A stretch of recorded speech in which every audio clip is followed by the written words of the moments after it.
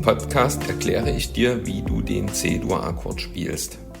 Dafür legst du den Ringfinger im dritten Bund auf die A-Seite, den Mittelfinger im zweiten Bund auf die D-Seite und den Zeigefinger im ersten Bund auf die H-Seite.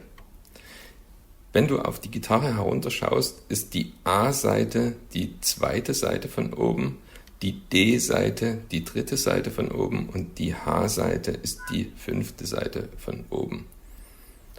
Also nochmal, du legst den Ringfinger im dritten Bund auf die A-Seite, die zweite Seite von oben, den Mittelfinger auf die D-Seite im zweiten Bund, auf die dritte Seite von oben und den Zeigefinger im ersten Bund auf die H-Seite, die zweite Seite von unten oder die fünfte Seite von oben. Das klingt dann so. Okay, das war's erstmal. Gib einen Daumen hoch, abonniere den Kanal, damit du informiert wirst, wenn es das nächste Video gibt. Und wenn du Fragen hast, kannst du die gerne in die Kommentare schreiben. Dann bis zum nächsten Mal. Ciao.